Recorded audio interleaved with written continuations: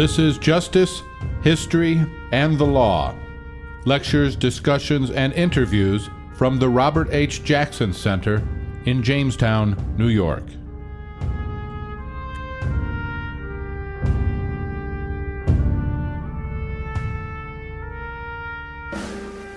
May 16, 2003. Chief Justice Willam H. Rehnquist, the former Jackson law clerk, delivered the keynote address at the dedication of the Robert H. Jackson Center in Jamestown, discussing his experiences with Robert Jackson and how Jackson's legacy continues to make an impression on governmental power and functions today. Chief Justice Rehnquist has served on the Supreme Court for more than 3 decades, presiding over a diverse set of issues ranging from abortion to school prayer, the presidential impeachment in 1999, and the 2000 presidential election. Rehnquist served from 1952 to 1953 as law clerk to Robert Jackson. Professor John Barrett introduced Chief Justice Rehnquist and Melissa Jackson, Justice Jackson's granddaughter, who also spoke at the dedication ceremony. Good morning. And what a morning it is. Somebody take a picture. Look at this. My name is Greg Peterson, and I am the president of the Robert Jackson Center. A little more than 2 years ago, a small group gathered to discuss the concept of a living memorial to Justice Robert H. Jackson, which would advance his legacy through educational programming, exhibitry, a comprehensive website, and by pursuing the relevance of his idea to our time and generation. This is the legacy of a man born in Spring Creek Township, Pennsylvania in 1892, who grew up in Frewsburg, New York, went to postgraduate school at Jamestown High School, never went to college, I'll repeat, never went to college, attended 1 year of Albany Law School, but chose to come home rather than graduate, read for the law, and at the earliest age possible, 21, passed the New York bar exam and commenced a successful 20-year law practice in his native Jamestown, New York. He was a man who would go to Washington at the encouragement of President Franklin D. Roosevelt, and would variously become an attorney to the Treasury Department's Bureau of Revenue, Assistant Attorney General, Solicitor General, and Attorney General before he was nominated and confirmed as the 82nd Justice of the United States Supreme Court. He would stay in that post until his death in October of 1954. However, he is best known as the architect of the world's first international criminal trial and America's chief prosecutor at the International Military Tribunal, where he prosecuted the surviving Nazi leaders at Nuremberg in 1945. Despite his heavy public sector schedule in Washington, he always made it a habit to return home to his native Jamestown whenever it was possible.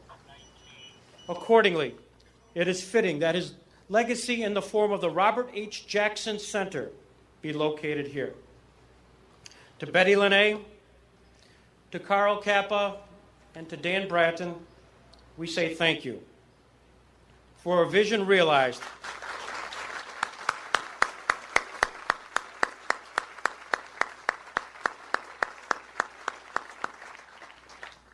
For a vision realized today when we can gather to honor Justice Jackson in the presence of his family, his friends, and his former law clerk, now Chief Justice of the United States, Willam H. Rehnquist. Prior to requesting everyone to stand for the Pledge of Allegiance and the invocation, a few notes about the participants. To lead the Pledge of Allegiance is Michael Cardman. Last year, he became the youngest Eagle Scout in the history of Chautauqua County at age 13.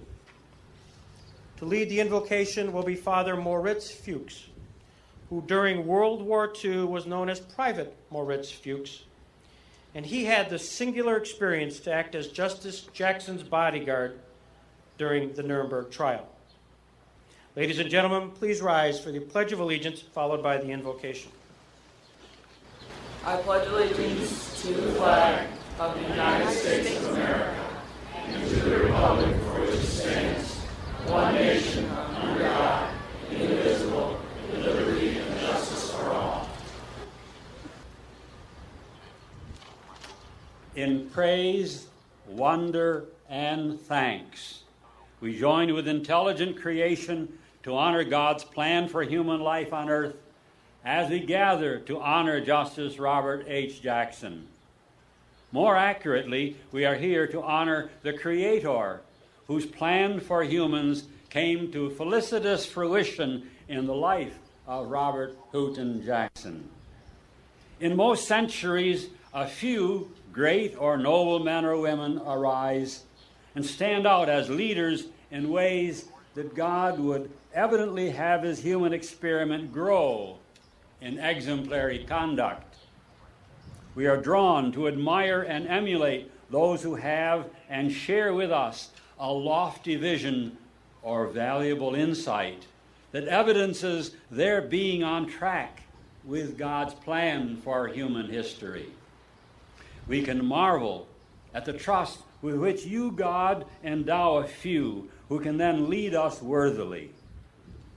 Thank you, God, for letting that trust in you grow in Robert Jackson so that he could so articulately express and accomplish such a proper judgment at Nuremberg. Today, as we thank you, our Creator God, for our human history and our national history, we center our thanks for placing Robert Jackson among us. He clarified for the world of our time the obligation of basic responsibility and accountability that we humans owe to God and to history for our choices and actions, whether they are or are not toward justice and peace. So as we gather today to dedicate this memorial in honor of Justice Robert H. Jackson, we ask you, God, for your continued inspiration and empowerment among us to strengthen and develop our efforts toward world respect, justice, and peace, so that someday all your various people the world over may, in fuller freedom, praise you, Lord, Almighty, Creator God. And they all said, Amen. What'd they say? Amen. Thank you. Please be seated. The Robert H. Jackson Center and the Valley of Jamestown Ancient Accepted Scottish Rites invited 7th and 8th graders throughout Chautauqua and Cattaraugus counties to participate in an essay contest with the topic, United States Supreme Court Justice Robert H. Jackson, a native of Jamestown, played a prominent role in our country's history. Explain how this country lawyer serves as a role model for future generations. That was the topic. A number of entries were received, and I am pleased to announce at this time the winner of the 2003 Robert H. Jackson Scholar Award as Ashley Schroeder of Faulkner School. Ashley, if you'd step forward, she's the winner.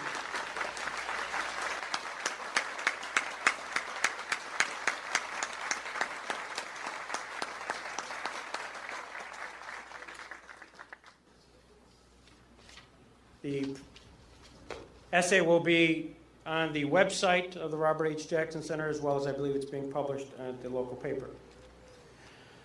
We are privileged to have many of Justice Jackson's immediate family here, including daughter-in-law Nancy Roosevelt Jackson, granddaughters Melinda Jackson and Julia Craighill, grandsons Thomas Loftus and Robert Loftus, and Jackson's nephew Harold Adams.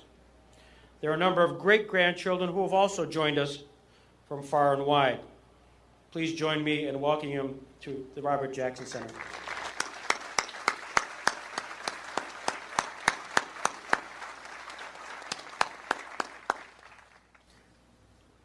I'm further privileged to introduce another granddaughter, Melissa Jackson, who is currently the Deputy District Attorney of the Rackets Division of the Kings County District Attorney's Office. She joined the office in 1981 after graduating from Fordham Law School. She completed her graduate work at the University of Pennsylvania in 1974. Her resume is long and distinguished. However, I am thrilled at this point, ladies and gentlemen, to provide some family remarks, Alyssa Jackson. Alyssa?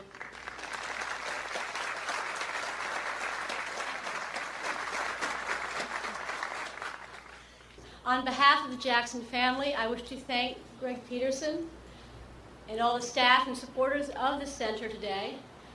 And I wish to thank you for the honor that's been bestowed upon our grandfather. Robert Jackson had 2 children, William, or Bill, and Mary. I am the daughter of Bill. I am the 3rd generation of lawyers that have practiced in New York State whose name is Jackson. My grandfather, my father, who was counsel to Rockefellers and Kings, and myself. I have 3 children, all of whom are the same ages as many of the students that are here today. I have no memory of my grandfather. I've had to rely on the memories of others to reconstruct the family man. My mother vividly remembers first meeting her father-in-law, whom she called Justice. She remembers that she was 21 years old, yet to be married to my father, on the lawns of Hickory Hill, the family house in Virginia, in the early morning, when she looked up and she saw a vision. It was a man riding on horseback, coming through the forest ahead of her. And behold, it was her father-in-law. She was stunned. And she said to me, and has said many a time, that that image of Justice sitting astride the horse, the stature and the vigor of the man remains with her today. My father remembered his father with reverence tinged with sorrow. I think my dad never got over the untimely death of his father and grieved until the very day that he died. Robert Jackson took my father with him to the Nuremberg war crimes trial. Dad was only 25 years old and a very recent graduate of law school. I have tried to imagine what it must have been like for a young lawyer and son to have been present and to have participated in the making of history, with his very father, the shaper of it. It must have been remarkable. And in trying to understand what it must have been like to be the son, I was rambling around Dad's old library, and I found a book that Justice Jackson had written on the Nuremberg war crimes trial, and an inscription inside. It was handwritten, and it was dated March 7th, 1946, Lindenstrasse. And it read, "For William Eldred Jackson, whose mature judgment and ceaseless effort did so much to shape this creation and to make it possible, with the appreciation and affection of his father, Robert H. Jackson." I think this inscription gives us a sense of what an affectionate, generous, and humble father Robert Jackson was. I came to know my grandfather through the study of the law.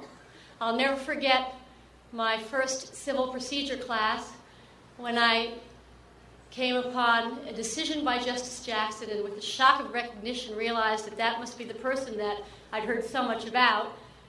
And I was overwhelmed by the clarity of thought and the grace of his language and the power of his words. I wish I had known him. I've been a prosecutor for 22 years now, and there has not been a day that I haven't looked to my grandfather for guidance in making very difficult decisions. In 1941, when he was Attorney General, he was asked by someone what was the definition of a good prosecutor.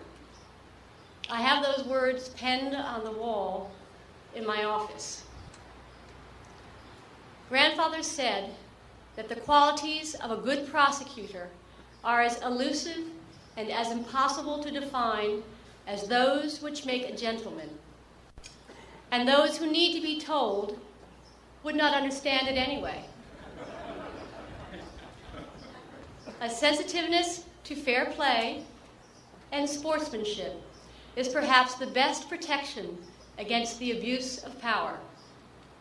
And the citizen's safety lies in the prosecutor who tempers zeal with human kindness, who seeks truth and not victims, who serves the law and not factional purposes, and who approaches his task with humility. These principles, truth, justice, compassion, protection of the citizen's rights, these are all part of Robert Jackson's legacy. And it is that legacy that this center has chosen to preserve and to promote. Jamestown is the perfect place for such a center with such a grand mission. Jamestown was the beginning of Robert Jackson's career as a lawyer, and some may say that you should claim that you are the cradle of justice. This is the town where his children were raised. It is the town that my father told me he wept bitter tears when he had to leave at the age of 12 to go to Washington with his father. I know my father kept in touch with his Jamestown friends, as grandfather did with his. Finally, on behalf of the family, I wish to thank Chief Justice Rehnquist for being here with us today. Chief Justice Rehnquist, you represent for us an institution that our grandfather cherished. And you also hold a unique place in his legend as his law clerk. You know us as none of us did. It is most fitting that you, the top judge in the country, dedicate the center, and you honor us with your presence. Thank you.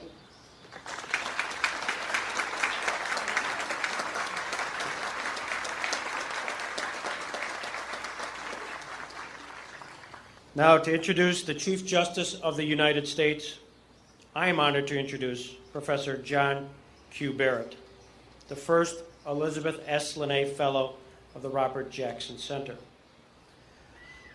Professor Barrett is a professor of law at St. John's University in New York City and has a long and distinguished resume, including being a graduate of Georgetown University and Harvard Law. From 1986 to 1988, he was a law clerk to Judge A. Leon Higginbottom of the United States Court of Appeals for the Third Circuit in Philadelphia. Professor Barrett's edited version of That Man, an insider's portrait of Franklin D. Roosevelt, Justice Jackson's previously unknown, never before published New Deal memoir, will be published this summer by Oxford University Press. Professor Barrett also is writing a biography of Justice Jackson that will include the first inside account of his year away from the Supreme Court as the chief American prosecutor of the principal surviving Nazi leaders at the International Military Tribunal at Nuremberg, Germany. Ladies and gentlemen, I'm thrilled to introduce Professor John Barrett.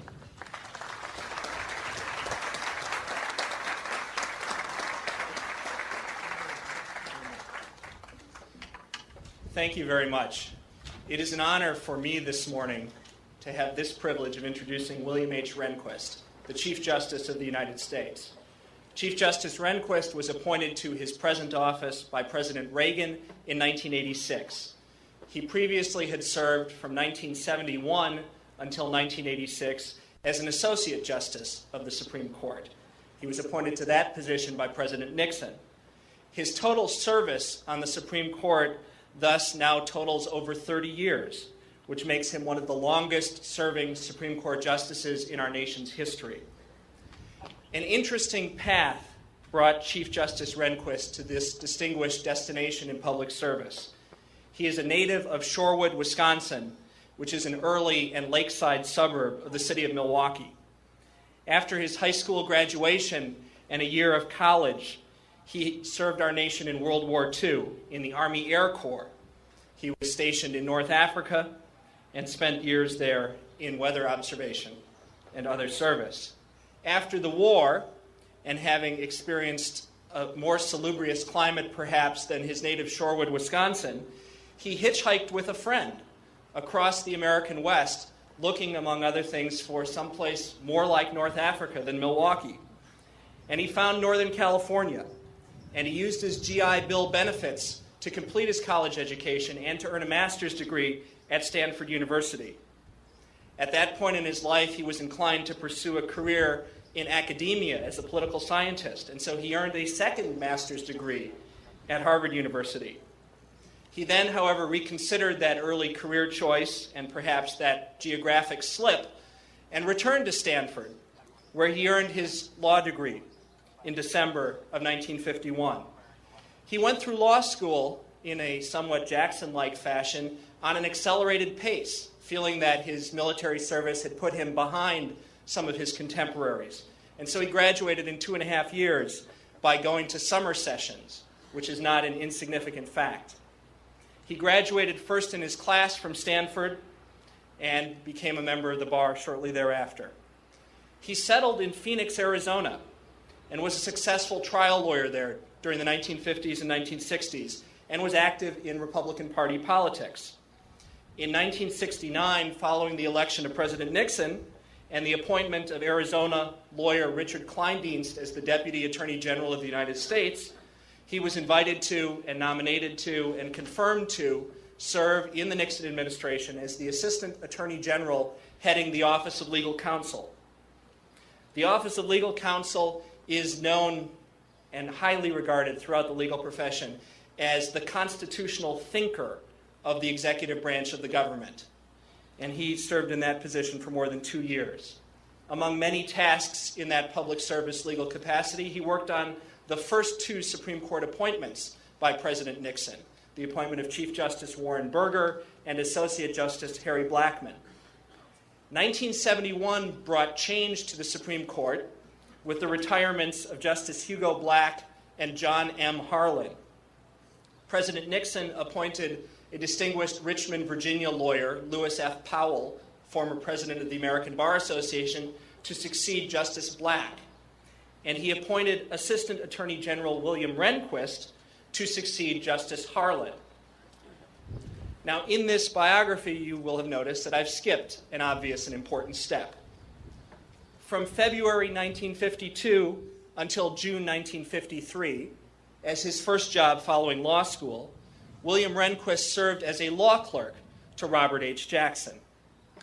A law clerk is an in-chambers direct employee and assistant of a judge, in this case a Supreme Court justice, to be used on the inside in a highly responsible, highly confidential position as the justice sees fit. Justice Jackson had William Rehnquist and a co-clerk with him for the 18 months that Mr. Rehnquist was a law clerk.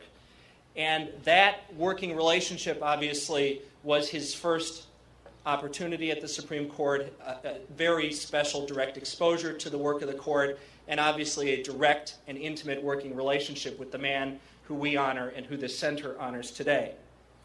There are, of course, many reasons why William Rehnquist got to be a law clerk to Robert H. Jackson. His own ability and accomplishments obviously top that list of reasons. But there is, and I note on this rainy day, ironically, a serendipity directly connected to Jackson's love of the outdoors and the beauty of nature that played a role in Mr. Rehnquist becoming law clerk Rehnquist, and of course everything that thereafter followed. As you know, Jackson was born in Spring Creek and grew up in Frewsburg, and as an adult lived here in Jamestown, and loved this land, and walked these hills, and swam in that lake, and rode his horse in these valleys, and was a man of the land. From 1934 until the end of his life, his home was in Washington, D.C., but he always returned to this area and loved it, and also loved the land of Virginia, as Melissa described Nancy's vision, the man on the horseback riding out of the woods. In addition to returning to Jamestown and Loving, Virginia, however, he also, beginning in the summers following his Nuremberg service, spent 2 weeks each year in the woods of Northern California, a place that he found captivating.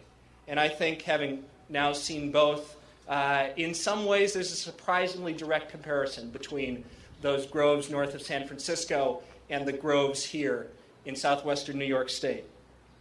As luck would have it, his second law clerk, a gentleman named Phil Neal, who was here with us last October, had become a law professor at Stanford University. And so the serendipity of nature and Northern California and Phil Neal and Stanford becomes the connection to William Rehnquist. In 1950, Professor Neal invited his former boss, Justice Jackson, to dedicate a new law school building at Stanford. That was a year in which Phil Neal was teaching a student named William Rehnquist. During the next summer, on an impromptu basis, Justice Jackson and Mrs. Jackson returned to Palo Alto, and while visiting the Neals, took a bit of a side trip to the campus, where Justice Jackson was introduced by Professor Neal to his star student, William H. Rehnquist, which became an interview, which became a connection, which became a job offer, which became a clerkship. In December 1951, Justice Jackson wrote to almost graduating Stanford Law School student William Rehnquist, "I felt that at our talk at Stanford that you and I would get along pretty well together. And if we can make proper arrangements, I will be glad to take you on." I know all of Jamestown and this region joins with me in echoing that Jackson sentiment. We will and we are here today getting along pretty well together with Chief Justice Rehnquist. And in Jackson's phrase, it is a high honor that he is taking us on and dedicating the Robert H. Jackson Center. The Chief Justice of the United States, William H. Rehnquist.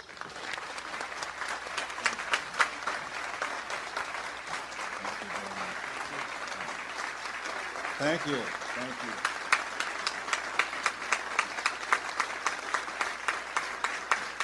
Thank you. Thank you very much.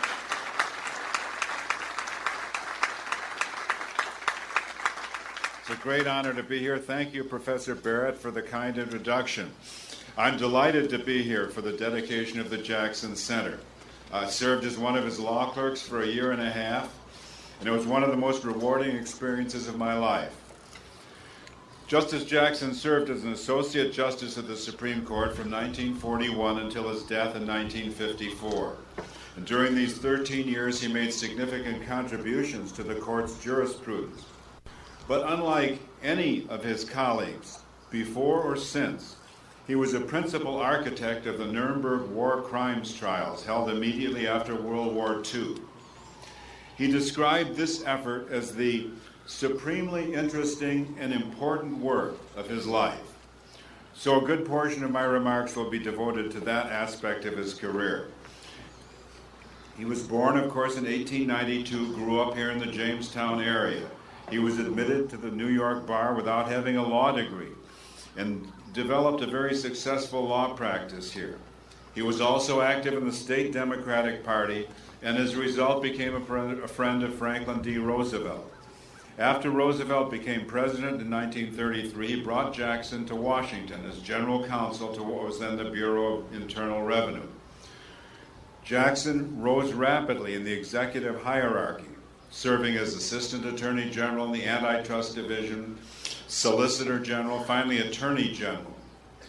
Justice Louis D. Brandeis expressed the view that Jackson should be Solicitor General for life, a high compliment from one who did not bestow compliments casually. When Roosevelt elevated Harlan Stone to the Chief Justice in 1941, he appointed Jackson as Associate Justice. Franklin Roosevelt died at Warm Springs, Georgia on April 12, 1945. He was succeeded by his Vice President, Harry S. Truman. The Allies in Europe were sweeping to victory. VE Day was less than a month away. In late April, Truman asked Justice Jackson to take on the job of Chief U.S. Prosecutor, before an international tribunal to try high German officials accused of war crimes. Within days, Jackson wrote to the president accepting the position, and by an executive order dated May 2nd, Truman appointed Jackson as chief prosecutor. In accepting this job, Jackson took on an enormous responsibility, not just as an advocate for the tribunal, but also as a de facto ambassador and an administrator. He later said that it was the first case I've ever tried when I had to first persuade others that a court should be established, help negotiate its establishment, and when that was done, not only prepare my case, but find myself a courtroom in which to try it. There had never been such a tribunal before. The United States would prosecute and judge, along with its wartime allies, Great Britain, Russia, and France. Agreement as to which country would do what and when and had to be negotiated. A sizable and highly competent staff had to be assembled on short notice to depart for war-torn Europe for an indefinite period of time. Jackson made his first of several trips to Europe in late May 1945 to discuss preliminary matters. This was before the age of jet propulsion, and travel was by propeller plane. These planes could not cross the Atlantic without refueling. Thus, a flight from Washington or New York to Paris, like Jackson's, would stop first at Stephenville, Newfoundland, and then at Santa Maria in the Azores, before the final leg to its destination. When Jackson got there, agreements were duly negotiated among the Allies over the summer. Nuremberg, Germany, was designated as the place for the trials to be held. Not only was the job of chief prosecutor a once-in-a-lifetime opportunity, Jackson had very strong feelings about the importance of establishing a thorough record of the atrocities committed by the Nazis. In a June 1945 report to the president, he explained, "The groundwork of our case must be factually authentic and constitute a well-documented history of what we are convinced was a grand, concerted pattern to incite and commit the aggressions and barbarities which have shocked the world. We must not forget that when the Nazi plans were boldly proclaimed, they were so extravagant that the world refused to take them seriously.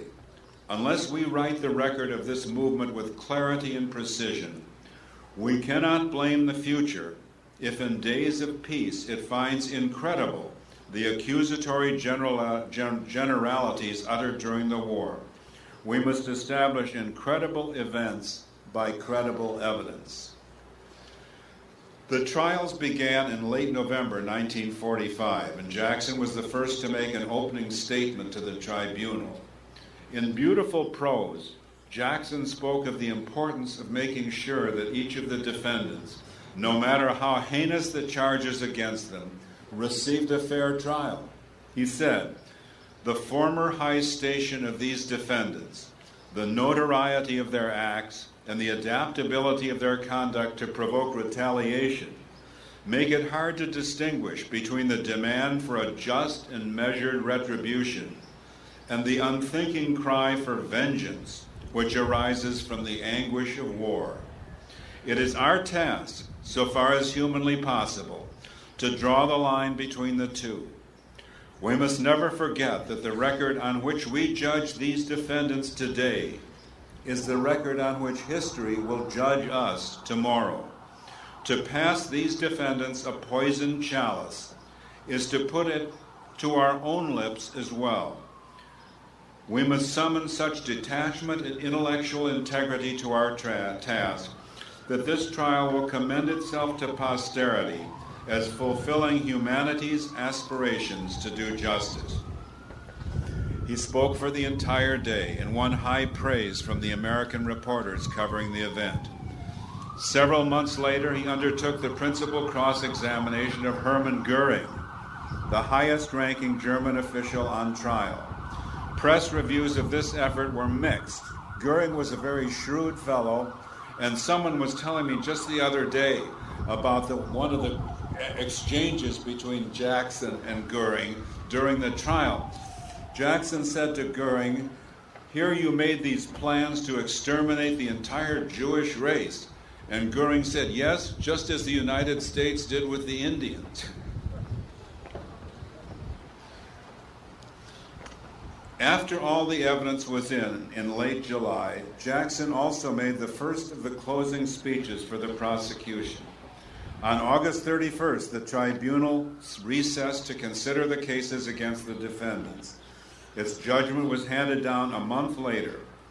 Of the 22 defendants, 12 were sentenced to hang, 3 to life imprisonment, 4 to terms ranging from 10 to 20 years, and 3 were acquitted. Jackson understandably regarded his participation in the Nuremberg trials as the crowning achievement of his career. Telford Taylor, one of the other U.S. prosecutors at Nuremberg, believed that Jackson played what he called a unique and vital role in the Nuremberg trials. Taylor said that more than any other man of that period, Jackson worked and wrote with deep passion and spoke in winged words. There was no one else who could have done that half as well as he. But despite the praise for Jackson's contribution to the success of the Nuremberg trials, there was a great deal of criticism of the trials here in this country at the time. The criticism focused on 2 issues. The first was whether a justice of the Supreme Court should participate as a prosecutor in such a trial. The second issue was whether or not this sort of trial, not only the prosecutors but also the judges coming from the victors, would be in fact, if not in form, a kangaroo court. But this criticism softened as the court amassed evidence of evil intentions and deeds of many of the defendants, and also because 3 of the defendants were acquitted. Legal scholars also questioned whether the whole idea of such a trial, where there was no existing body of law, did not violate the principle embodied in the ex post facto provision in the United States Constitution. That provision requires that before criminal liability may attach to a person for a particular act, a law making the conduct criminal must have been on the books before he committed the act. Some of Jackson's own colleagues joined in this criticism. Justice William O. Douglas, between Jackson and whom no love was lost, opined in memoirs published many years later. He said, "Jackson was gone a whole year, and in his absence we sat as an 8-man court. I thought at the time he accepted the job that it was a gross violation of separation of powers to put a justice in charge of an executive function. I thought, and I think Stone and Black agreed, that if Bob did that, he should resign. Moreover, some of us, particularly Stone, Black, Murphy, and I, thought that the Nuremberg trials were unconstitutional by American standards. Whatever the merit of these objections, the Nuremberg trials were surely superior to the summary court-martial proceedings favored by some members of the administration and the summary executions initially favored by the British. Chief Justice Stone wrote privately in November 1945 that it would not disturb him greatly if the power of the Allied victors was, quote, openly and frankly used to punish the German leaders for being a bad lot. But it disturbs me some to have it dressed up in the habiliments of a common law and constitutional safeguards to those charged with crime." Justice Jackson's response to this criticism says a great deal about how he viewed the Nuremberg trials and also what a fine trial lawyer and an advocate he was. When, he said, did it become a crime to be one of a bad lot? What was the specific badness for which they should be openly and frankly punished? And how did he know what individuals were included in the bad lot? If it would have been right to punish the vanquished out of hand for being a bad lot, what made it wrong to have first a safeguarded hearing to make sure who was bad and how bad, and what his badness consisted. Surely Jackson won this duel with Stone about the nature of the Nuremberg trials. Stone's biographer, Mason, sums up Stone's views of Jackson's service this way. He says, for Stone, Justice Jackson's participation in the Nuremberg trials combined three major sources of irritation: disapproval in principle of non-judicial work, strong objection to the trials on legal and political grounds, the inconvenience and increased burden of work entailed. Stone's concern for the effect of Jackson's absence had on the court is surely understandable, as I see from my point of view now, much more than I might have a long time ago. Jackson had been gone for one entire year of the court, and his colleagues had to take up the slack by dividing up what would have been his share of the opinions during the term. In any case in which the 8 justices were equally divided, the court had 2 alternatives, neither of which was attractive. They could simply hand down a one-sentence order announcing that the decision of the lower court was affirmed by an equally divided court, an order which by custom says nothing about the governing law. The same issue which presumably the court thought important enough to review would have to await decision until another case in which all 9 members of the court were present. The other alternative was to simply set the case down for re-argument when the 9th justice returned. One of Stone's complaints was that he first learned of Jackson's acceptance of the role of prosecutor when it was announced by President Truman, and surely it would have been better had Jackson talked to Stone first. Stone didn't have any power to veto what he said, what Jackson did. I can testify to that fact.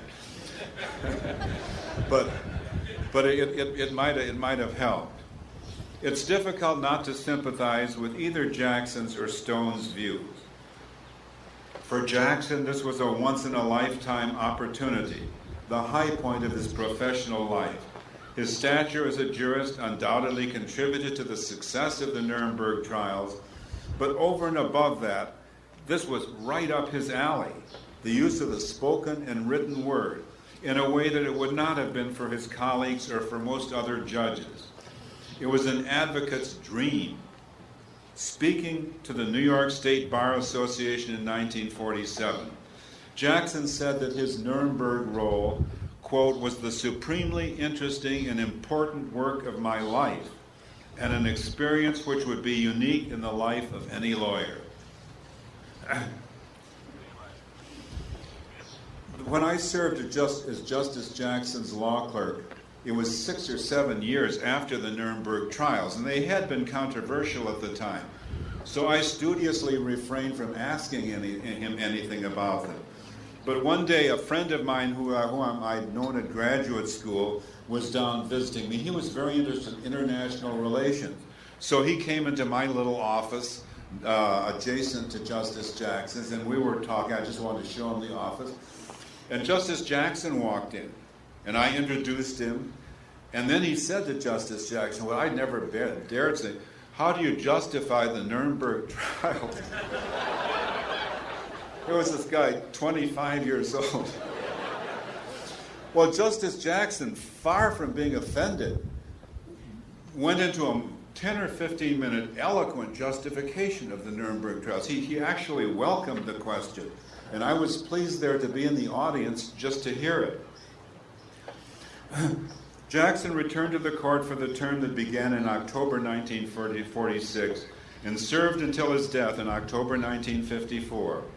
He would have 8 more productive years on the court and would write more than his share of important opinions. But what strikes me most about his court work was his masterful use of the English language. What makes this mastery truly impressive is the fact that Jackson had no formal education beyond high school, except a year at the Albany Law School.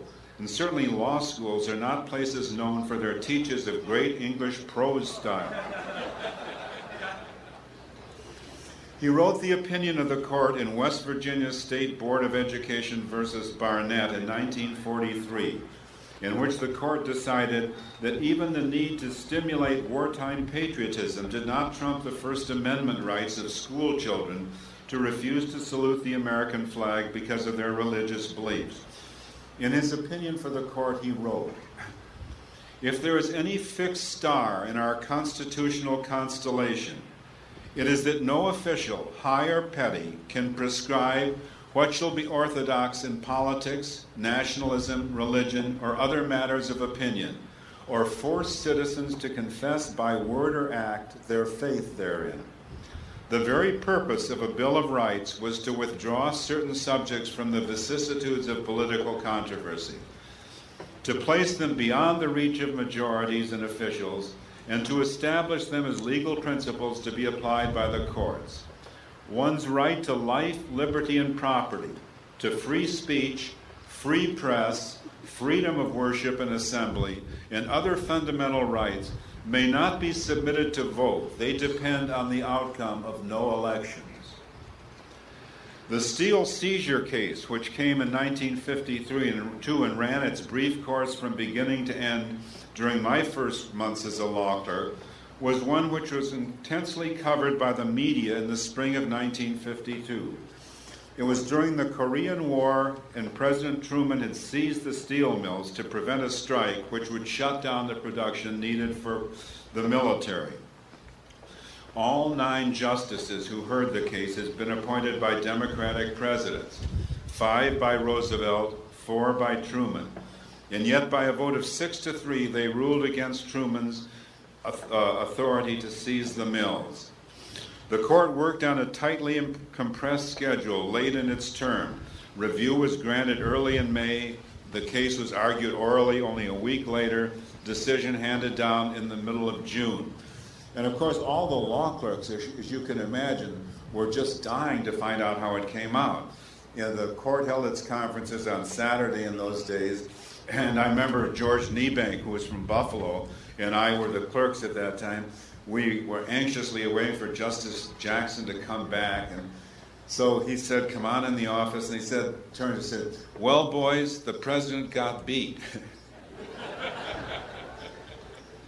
Justice Black wrote the opinion for the court, but each of the other 5 who agreed with his result wrote a separate opinion. It is Jackson's, I believe, which has best stood the test of time. Presidential power, he said, is divided into 3 kinds. The first was where the president acted pursuant to congressional delegation of authority. Here, presidential power was at its apex. The president had not only the power of the executive, but the power of the legislature behind him. And only if the act was beyond the authority of the federal government itself would a presidential act be struck down. The second case was where the president acts in the absence of any congressional expression on the subject, one way or the other. There he has the power of the executive, but not that of Congress behind it. The third is presidential power at its nadir, when the president takes measures to deal with a situation in a particular way where Congress has said that it should be dealt with in a different way. This, in Jackson's view, was the situation in the Steele seizure case, and that was why he joined in ruling the seizure unconstitutional. Although no one else on the court joined Jackson's opinion at the time, the court has since cited it as governing law. In a poll of legal academics conducted some 30 years ago, Justice Jackson was rated as a near great among the 100 justices who had then served. It is worth noting that all but one of the 12 justices raised as great had either served considerably longer on the court than Jackson or had held the office of Chief Justice. Surely Jamestown and Chautauqua County can be proud of the career of their native son on both the national and the international scene. Thank you.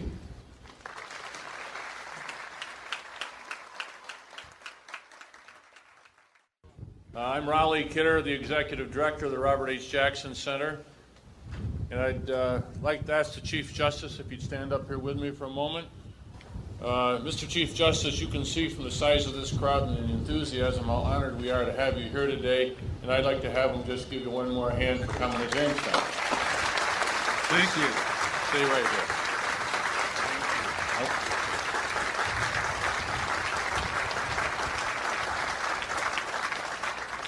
I would like to read a citation in just a moment, but before I do, I'd like to recognize two people who put this together.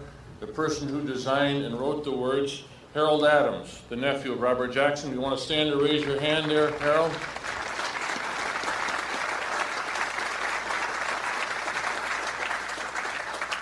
And the other individual is Lurabelle Colburn, portrait artist here in Chautauqua County, who did a beautiful portrait for us last year, and we have a limited number of prints, and you're getting the first one as a gift today. And let me just read this citation. This portrait of Justice Jackson, and where is he? Greg's here somewhere, right behind you, sir. This portrait of Justice Jackson is presented with great esteem and deep appreciation to Chief Justice Willam H. Rehnquist at the formal dedication of the Robert H. Jackson Center in Jamestown, New York, May 16, 2003. Thank you very much. Thank you. Thank you very much. May I ask you to stand, please? Lord God, creator of the universe beyond our knowing, and designer of this unique planet Earth where you have placed us, we implore your blessing on us and on all people of our time. Our world of rapid transport, instant communications and messaging calls for an unusual level of alertness, competence, knowledge, and wisdom in our reading of the signs of the times. Our world of great variety among peoples in their histories and customs challenges us also to see the beauty and the value in our differences. We can learn to treasure the differences, not only our own, but those of others on this globe. Your gift of freedom, God, even demands variety among us. True freedom calls for all nations and peoples to merit and earn increasing respect for others, and to offer willing cooperation that even seeks to admire and praise whatever good we find in others. We ask your divine blessing on us as we strive for global fairness and for the justice that is needed to lead us toward peace. Help us to admit our common destiny and responsibility as humans in your marvelous and mysterious plan of life here. As we remember and cherish the memory of the distinguished Justice Robert H. Jackson, help us to clarify our resolve to continue in our own lives, in our own time, the ideals and the vision that he so well articulated and exemplified in his all too short life. All-powerful, loving Creator God, your Son has enabled us to know you as truly loving Father of us all. For Justice Jackson and for ourselves, for this noble cause, may we join hands with those near us. I'd ask you, if possible, to reach out to those near you in an experience of our being one people, and to say the prayer that acknowledges the Almighty Creator of the universe as our Father. Our Father, who art in heaven, hallowed be thy name. Thy kingdom come, thy will be done, on earth as it is in heaven.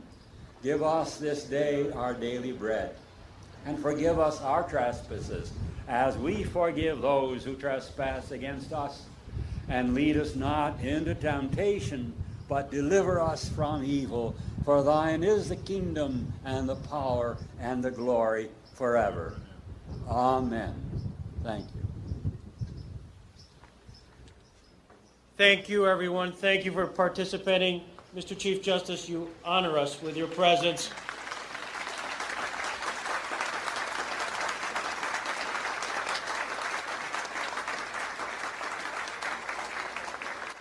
And with that, this dedication ceremony is adjourned. Thank you very much for coming.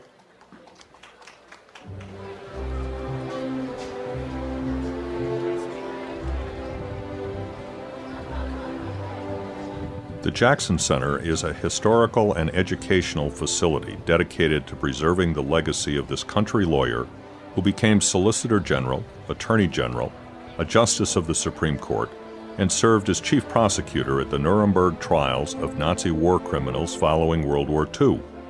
To learn more about this program, Robert Jackson, the Jackson Center, and upcoming events, the Jackson Center is located at 305 East 4th Street, Jamestown, New York, and found on the web at www.roberthjackson.org or contacted by telephoning 716-483-6646.